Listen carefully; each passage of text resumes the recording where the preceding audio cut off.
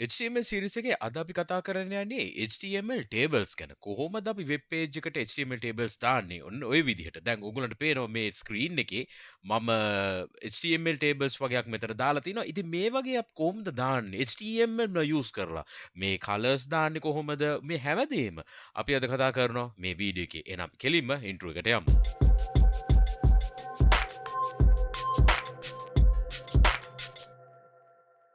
අයිබන් මගේ ෆ්‍රන්ටෙන් යාලු හැමෝටම මේක තුල සිටින්නේ MCodes Frontend YouTube channel එකට. channel එකට අලුත් නම් subscribe කරලා MCodes family එකට එකතු වෙන්න. හරි. අද අපි කතා කරන්න යන්නේ HTML tables ගැන. කොහොමද අපි table එක site එකට දාගන්නේ? එහෙනම් අපි කෙලින්ම යමු demo එකට. HTML page එක මෙතන තියෙනවා. මම එහෙනම් කෙලින්ම table එකක් දාන්න. මුලින්ම table එකක් දාද්දි අපි table tag එකක් ඇතුලේ තමයි අපි table එක පටන් ගන්න. එන table tag එකක් දාමු මේ විදියට. table එක මේ විදියට start කරා end කරා. ඔය දෙන්න ඇතුලේ තමයි අපි table tag එක දාන්න පටන් ගන්නෙ. දැන් මම මේක save කරා කිසිම දෙයක් output එකේ පේන්නේ නැහැ. එහෙනම් අපි බලමු අපිට මොනවද හදන්න තියෙන්නේ කියලා. දැන් මෙන්න මේ example එක අපි ගත්තොත් මෙතන තියෙනවා day 1 day 2 day 3. දැන් මේවා ඇත්තටම columns තුනක්. මේක දෙවෙනි column එක, මේක තුන්වෙනි column එක. ඒ වගේම rows කීයක් තියෙනවද? rows තියෙනවා ඒ තුනක්. හරිද? එතකොට මේක හොඳට ඔළුවේ තියාගෙන තමයි අපි එන table එක දාන්න ඕනේ. columns තුනක් තියෙනවා, rows තුනක් තියෙනවා කියලා. හරිද? එහෙනම් අපි මුලින්ම මේ පළවෙනිම පේන table එක එනම් design කරගමු අපේ HTML පාවිච්චි කරලා. මේකට CSS ගන්නෙ නෑ. අපි සම්පූර්ණ HTML වලින් තමයි මේ colors ඔක්කොම අපි කරන්නේ. එහෙනම් අපි කෙලින්ම යමු HTML page එකට. හරි. මුලින්ම කිව්වනේ rows තුනක් තියෙනවා කියලා. rows තුනක් තියෙනවා නම් අපි tr table row ඔය විදිහට tr විදිහට තමයි අපි rows define කරන්නේ. හරිද? දැන් අපි බැලුවොත් ආපහු මෙන්න මේ day 1 day 2 day 3 කියන්නේ ඒ tr පළවෙනි tr එකේ තියෙන table heading එක. හොඳට ඒක මතක තියාගන්න. මේ වලට කියන්නේ table heading කියලා. ඊට පස්සේ මේ තියෙන ඒ වලට මේ rows දෙක ඇවිල්ලා table වල තියෙන data ටික. table data. මේක table heading එක පළවෙනි row එක ඉතුරු ටික ඔක්කොම table data විදිහට තමයි යන්නේ. හරිද? එතකොට දැන් අපිට පුළුවන් පළවෙනි tr පළවෙනි row එකේ table heading එක th කියලා තමයි දාන්නේ. දැන් බැලුවොත් අපි table heading කීයක් තියෙනවද? තුනක් තියෙනවනේ. එහෙනම් තුනක්ම දාගමු. table header එකේ day 1 ඔය විදිහට day 1 ඒ විදිහට තුනක් දාගමු. මේකයි මේකයි. පළවෙනි එක 1 දෙවෙනි එක 2 3 කියලා දැම්මා. හරි. දැන් මේ ටික පේනවා. මේ day 1 day 2 day 3. දැන් ඊළඟට table rows තව දෙකක් ඕනේ. මම ඒ වලට කිව්වේ මොනවා කියලාද? table data කියලා. හරිද? එතකොට මම මේවා data හැටියට තමයි දාන්න ඕනේ. මම දැන් tr දෙකක් තව වැඩිපුර දැම්මනේ. මෙන්න මේවා. ඒවා වෙලා table data වලට. table data කියන්නේ td. td වලින් තමයි ඒව ටික දාන්නේ. දැන් අපි මේක බැලුවොත් මෙන්න මේ values ටික තමයි තියෙන්නේ. දැනට මම මේ values මනුදා මම normal values ටිකක් දාගෙන යන්නම් මේ විදිහට steps කියලා. ඊට පස්සේ මම මේකම copy කරලා paste කරන්නම් දෙපාරයි.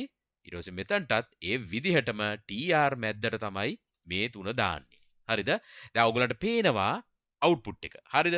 දැන් මෙතන table data තුනක් දැම්මා. මෙතන table data තුනක් දැම්මා tr එකේ. table rows 3යි table data column 3 ගානේ. දැන් මම මේක බැලුවාම ඔයගලන්ට පේනවා මේ table එකේ ඇතුලේ rows 3යි columns 3යි කියලා. දැන් මගේ output එක කොහොමද තියෙන්නේ? මේ විදිහට දෙන්න. දැන් මේක colors උත් කරලායි තියෙන්නේ. දැන් මම මේක බැලුවොත් මේ දෙකේ පොඩි වෙනසක් තියෙනවා. මේක ටිකක් width එකත් වැඩිනේ. එහෙනම් අපි ඒක කරමු. table එකට width එකක් දෙන්නේ කොහොමද? ඒක දෙන්නේ width කියලා දෙනවා සමානයි මම මෙතනට 400යි. ඔයගලන්ට මතකනේ අපි px values දෙන්නේ මේ attribute වලට දෙන values වලට. අපි දෙන්නේ නිකන් 400 ඒ විදිහට.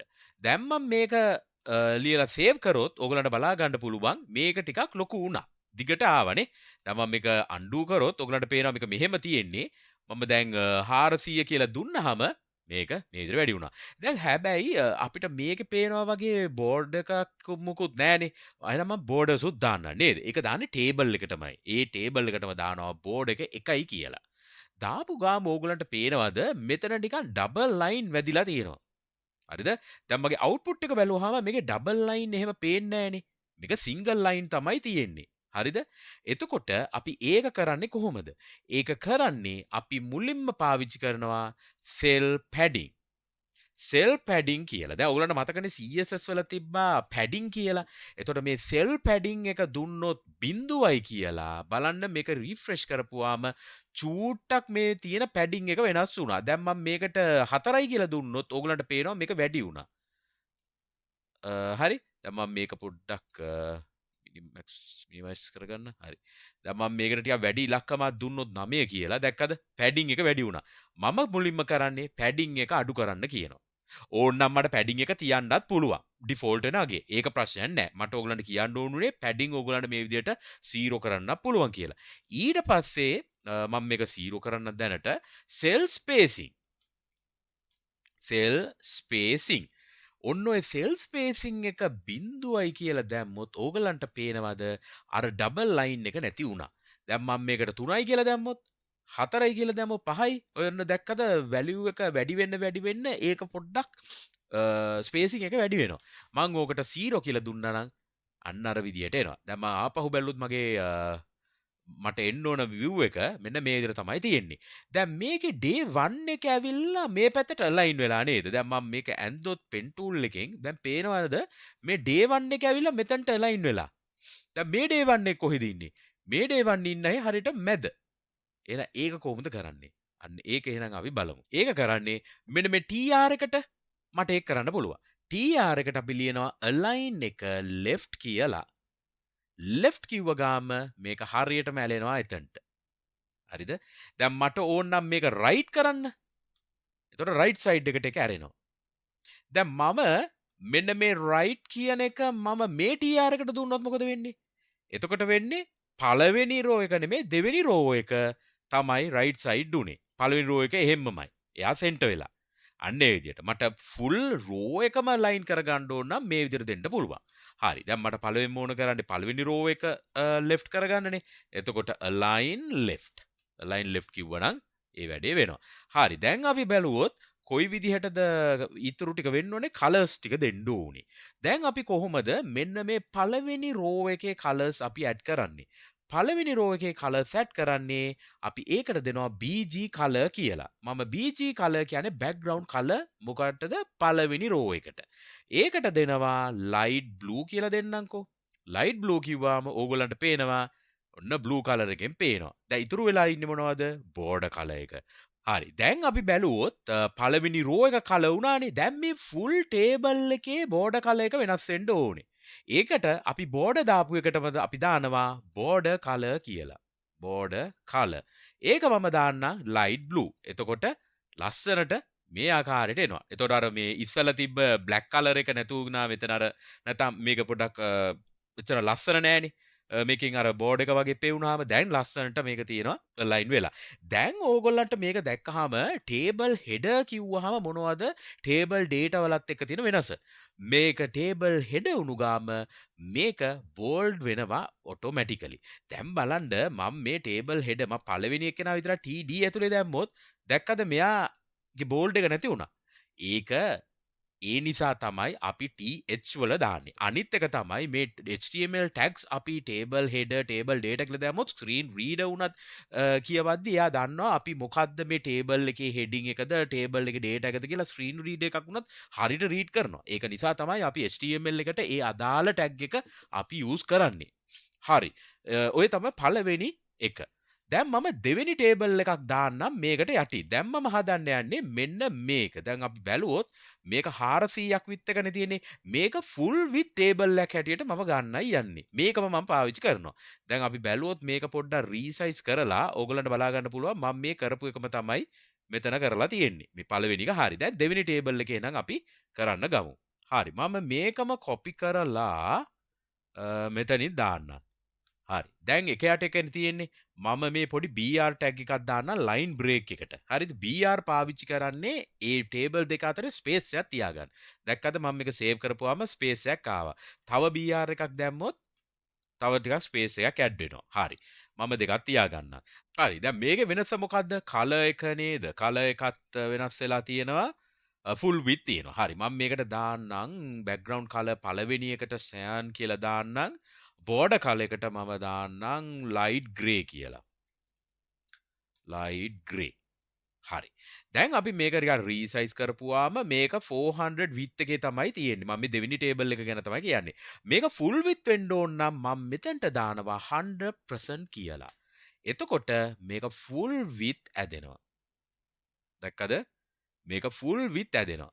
දැන් පළවෙනි එක්කෙනා fix 400 ඒක තමයි මේ පළවෙනි ටේබල් එකේ තියෙන මේ පළවෙනි ටේබල් එක 400. දෙවෙනි ටේබල් එක 100%. මම මේක 80% කියලා දැම්මනම් එතකොට මේක 80% වලට තමයි width එක හදාගන්නේ. දැක්කද? 80% වලට තමයි width එක හදාගන්නේ. ඔය ආකාරයට. හරි. මම මේක 100ම දෙන්න. හරි. එතකොට මේක ලස්සනට full width ඇදෙනවා. මේ ආකාරයට. හරි දැන් අපි තුන්වෙනි ටේබල් එක පොඩ්ඩක් වෙනස්. දැන් අපි පළවෙනි ටේබල් දෙක බැලුවාම පළවෙනි ටේබල් එකට අදාළ කොලම් හෙඩ් එකක් තියෙනවා.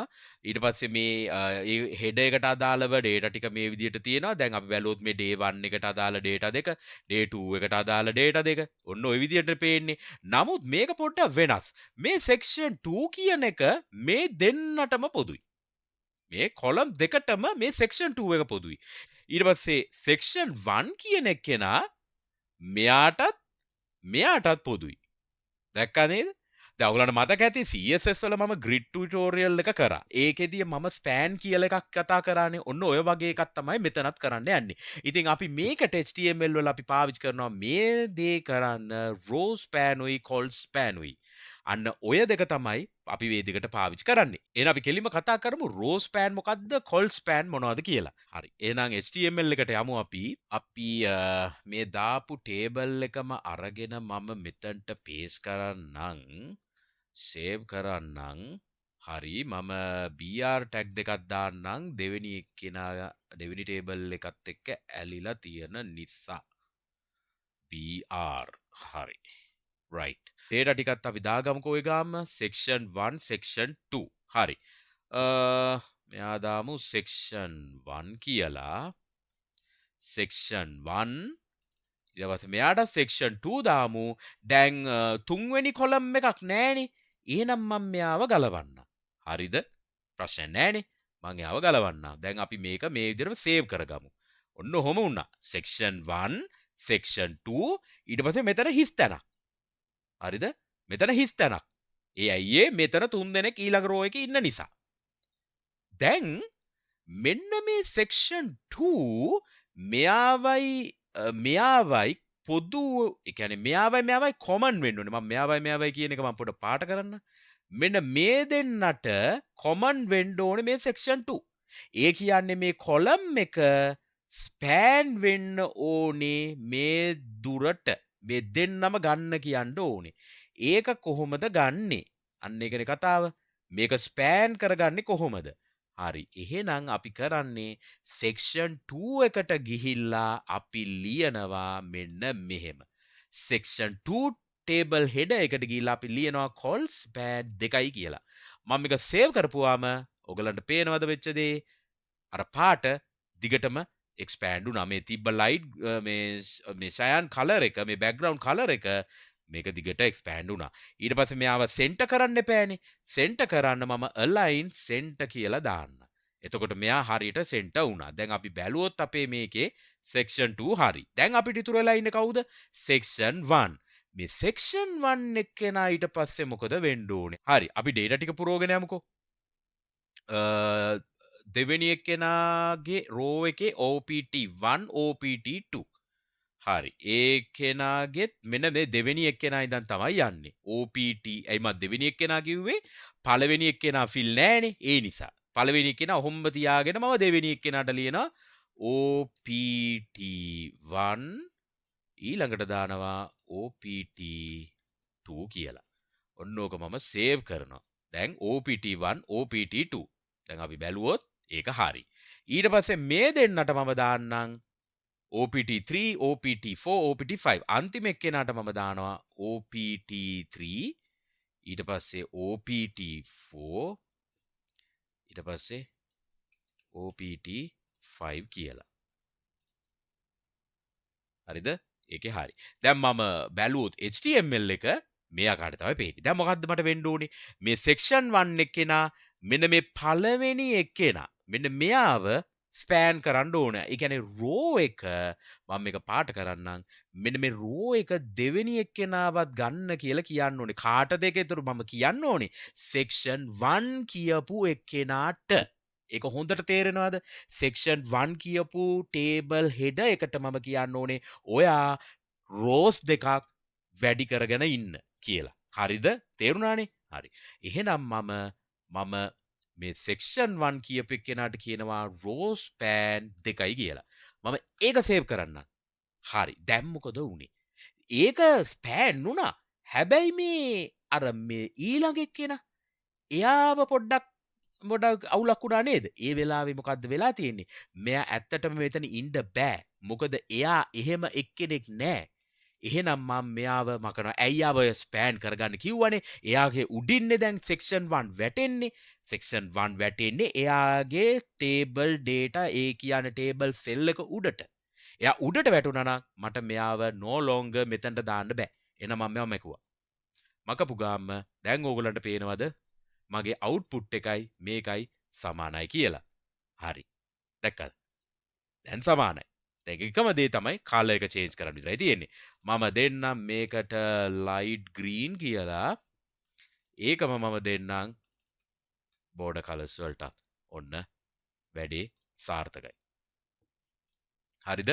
ඔන්න ඕක තමයි අද මම කරන්න ඕන උනේ table එකේ කොහොමද අපි Rowspan, Columnspan, TD ඒ වගේම attributes with border color, cell padding, cell spacing, align කරන හැටි ඔය හැමදේම මං හිතන්නේ මේක comprehensive guide එකක් මං හිතන්නේ මේ table ගැන හැමදේම වගේ අපි මෙතන අද cover කරා. එක CSS අකුරක්වත් මේකට ලිව්වේ නැහැ. නමුත් අපි සාමාන්‍යයෙන් table වලට CSS ලියන class එහෙම. නමුත් මේක මට ඕගලන්ට කියන්න ඕන උනේ table වලත් HTML වලින් අපිට කරන්න පුළුවන් ඔක්කොම දේවල් ටික. ඕගලන්ට අවස්ථාවල් එන්න පුළුවන් HTML වලින් table data table දාන්න. හරි. එහෙනම් මේ දේවල් තමයි මට ඕගලන්ට කියන්න ඕන උනේ අද වීඩියෝ එකේ table ගැන සම්පූර්ණයෙන්ම HTML table ගැන full guide එකක්. එහෙනම් වීඩියෝ එක හොඳයි නම් like කරන්න, channel එකට අලුත් නම් subscribe කරන්න, යාළුවෝ අතරේ අනිවාර්යයෙන්ම share කරගන්න. එහෙනම් ඊළඟ වීඩියෝ එක අපි හම්බ වෙනකන් හැම දිනකටම ජය වේවා. Cheers අපි ගියා.